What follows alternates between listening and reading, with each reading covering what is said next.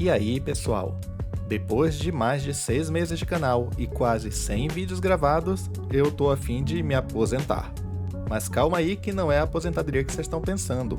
Eu tô querendo criar um avatar virtual para gravar os vídeos no meu lugar. Pois é, vocês não fazem a ideia da trabalheira que é gravar um vídeo. A gente se preocupa com a gravação, iluminação, captação de áudio, penteado, cenário, é muita coisa, tem a pós-produção ainda. E se tivesse uma IA que conseguisse dar um vídeo final com o nosso visual, com a nossa voz, com cenário, figurino, penteado, maquiagem, tudo perfeito. E aí a gente não teria toda essa trabalheira, daria para se concentrar só no script, né, e na pesquisa. Pois é, no vídeo de hoje eu vou ensinar para vocês como fazer isso. Mas é um pouco complicado, então eu tive que dividir esse vídeo em vários vídeos. Nessa primeira parte, a gente vai ensinar a IA a fazer imagens exatamente como nós. Vamos lá para o vídeo. O primeiro passo começa com o Stable Diffusion, e a gente vai usar o Stable Diffusion Web UI que está aqui no GitHub. Então a gente já copia o endereço dele aqui e vai para o terminal. No meu caso, eu vou lá para minha pasta Apps, onde eu coloco as minhas ferramentas de inteligência artificial. Dá para ver que ela está vazia por enquanto. Então, eu vou dar um git clone, colo o endereço do Stable Diffusion Web UI e começa a baixar a aplicação. Essa primeira parte é bem rapidinho. Agora eu entro na pasta onde está instalado o Stable Diffusion Web UI, confiro que está tudo aqui e antes de começar a instalação, eu vou editar o arquivo de preferências para adicionar alguns parâmetros para fazer o Stable Diffusion Web UI e o Stable Diffusion funcionarem um pouco mais rápido. Os parâmetros são esses aqui.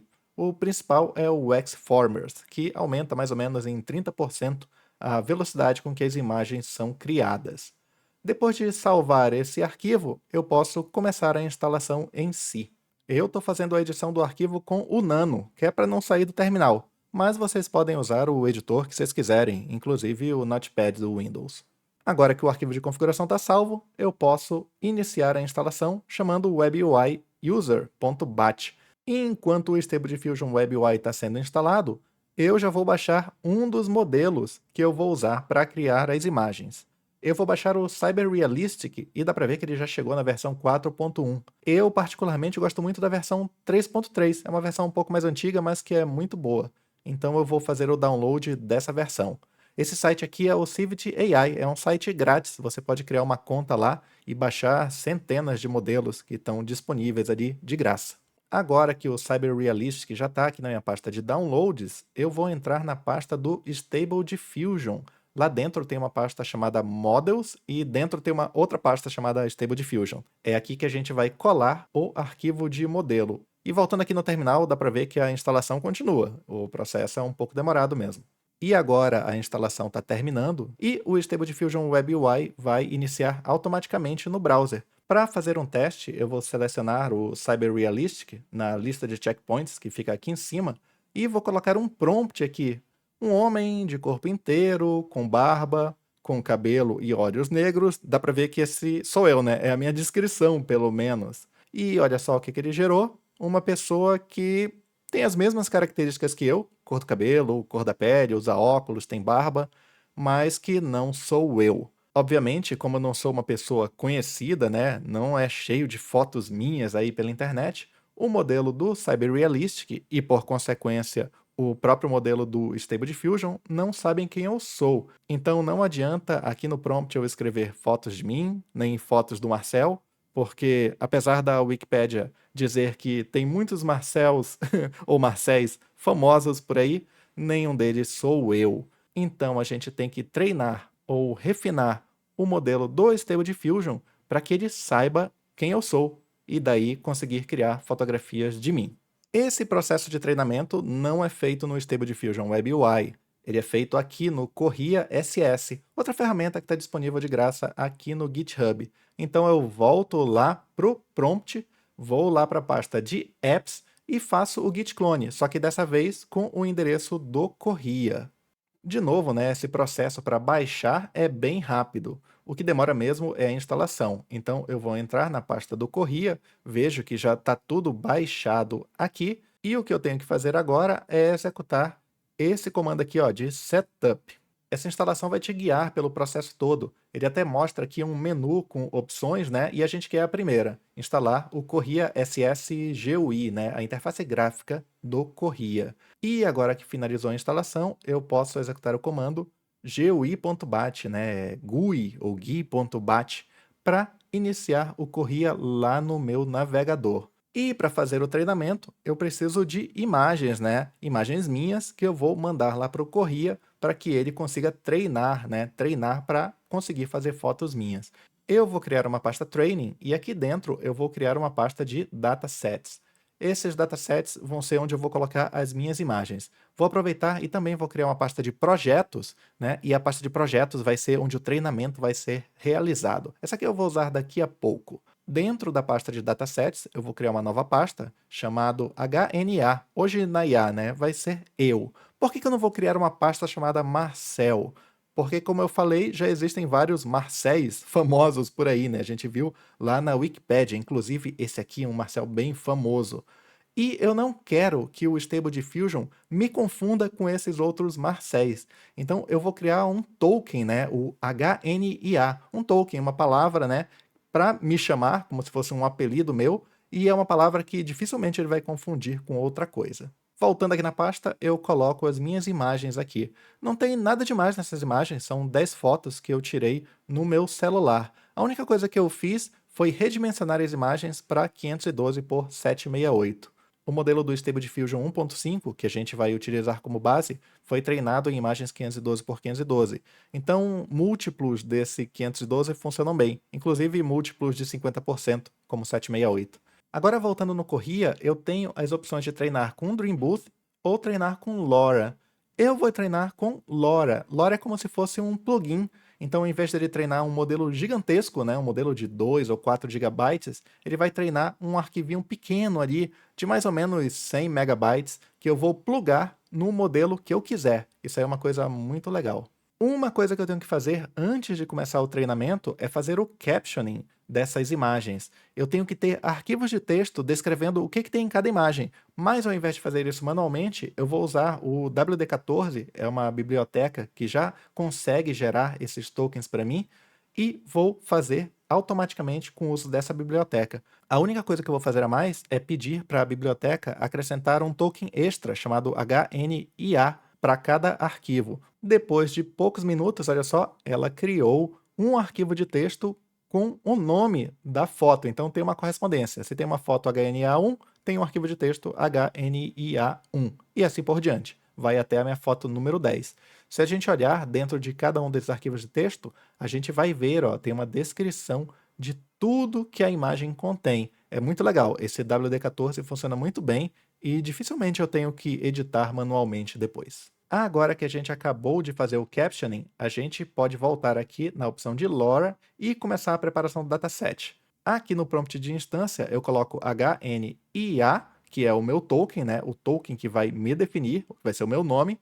E aqui no prompt de classe, eu coloco homem, né? Eu sou um homem. Aqui nas imagens de treinamento, eu coloco a pasta onde estão as minhas imagens, é aquela mesma pasta onde estão os arquivos textos correspondentes. Eu não mexo em mais nada, deixo tudo aqui como está, só mudo aqui o diretório de treinamento, e agora vocês sabem porque que eu criei aquela pasta de projetos, né? É aqui onde o treinamento vai ser realizado e é aqui onde ele vai salvar os arquivos de LoRa que forem criados. Agora eu clico aqui em preparar os dados do treinamento e depois em copiar as informações para a aba de pastas. Quando eu chego aqui na aba de pastas, ó, já está tudo certinho aqui, ó. E olha só, se a gente for lá no Explorer, a gente vai ver que ele criou essas subpastas, ó. A pasta mais importante é essa IMG, né, Image, né, onde ele vai colocar as imagens que vão ser usadas para o treinamento. Mas essa pasta de Model que está vazia também é importante. É aqui onde vão ficar os modelos de LoRa depois que o treinamento for concluído. Aqui na aba de parâmetros eu preciso fazer algumas alterações também. A principal são as épocas. Eu estou definindo 4 épocas, então quanto mais épocas tiverem, mais o modelo vai ser bem treinado. Mas se eu colocar épocas demais, o modelo fica super treinado, e super treinado não é bom. Ele começa a gerar vários artefatos nas imagens geradas que vai fazer ficar muito feio. Como eu estou usando 10 imagens, 4 épocas, está mais do que bom. Outra coisa que eu preciso trocar aqui é a extensão dos captions.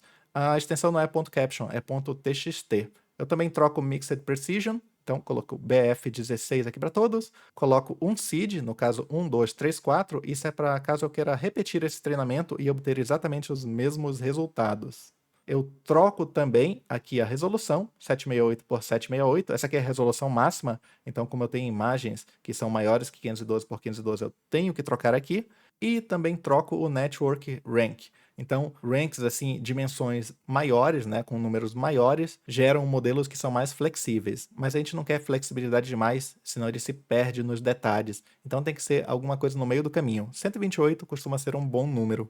E agora sim, posso clicar aqui para iniciar o treinamento. Finalizado o treinamento, então eu vou lá na minha pasta de projetos, olha, em HNIA, e se eu for na pasta de modelos, que eu comentei antes, vou ver ó, que tem um monte de arquivos Safe Tensors aqui. Tem um para cada época, porque eu pedi para ele salvar um arquivo a cada vez que ele terminasse de treinar uma época. Esse aqui, que não tem um monte de números no final, é o arquivo da época número 4. Então é esse que eu vou pegar. Eu vou copiar esse arquivo e vou lá para o Stable Diffusion Web UI, vou na pasta de modelos, e lá tem uma pasta de LoRa. Eu vou colar esse arquivo lá dentro. Agora, voltando no Stable Diffusion, eu volto aquele meu prompt e mando gerar a imagem de novo. Dá para ver que ele não sabe ainda quem eu sou. Quando eu digo para gerar a imagem de um homem, ele gera a imagem de um homem aleatório, né? Um homem qualquer. Mas se eu for na pasta de LoRa e clicar no botão de Refresh, já dá para ver que tem um arquivo aqui, o HNIAV1. Se eu clicar nesse arquivo, ele escreve o nome do LoRa aqui num formato um pouco diferente e eu vou copiar essa parte aqui para o começo do prompt, acrescentar, né, o meu token HNA e quando eu mando gerar a imagem, note que o prompt é exatamente o mesmo, né, eu só acrescentei ali essa parte que diz o nome do LoRa. Olha só o que acontece, tem uma imagem minha aqui. Agora sim, é um homem de barba, olhos e cabelos negros e etc, etc, etc, mas sou eu, né? Dá para ver que sou eu. Se eu mandar gerar mais imagens, olha só, ele gera mais imagens todas de mim. Então, muito boas as imagens. E, inclusive, agora eu posso começar a brincar com os prompts. Então, se eu colocar aqui, ó, cabelo cor-de-rosa, roupas cyberpunk, olha o que ele faz. Eu, num estilo cyberpunk, com cabelo pintado de rosa, umas roupas legais que eu não tenho, um lugar parecido Nova York. Então, isso aqui é muito legal. Com o LoRa em mãos, né, esse LoRa treinado em mãos, eu posso criar imagens de mim em qualquer situação. E dá para ver que a qualidade das imagens está excelente. Isso tem muito a ver, não com o meu dataset, porque o meu dataset é bem ruim, são imagens que eu tirei com o meu telefone. Isso tem muito a ver com o Cyber Realistic versão 3.3, que é muito bom para fazer essas fotografias fotorrealistas, né, essas imagens muito, muito realistas. E agora, só para exercitar um pouco mais aqui o uso do nosso modelo, eu vou mostrar algumas imagens que eu gerei com alguns prompts diferentes que eu fiz e olha só, dá para ver que são imagens muito legais. E se você gostou desse vídeo, já deixa o seu like e se inscreve aí no canal para não perder a continuação, onde a gente vai fazer o Avatar começar a falar. Afinal de contas, Avatar que é Avatar tem que se mexer e tem que falar. Mas enquanto o vídeo não está pronto, vocês também podem ver essas recomendações que eu estou deixando aqui. Falou, pessoal, a gente se vê no próximo vídeo.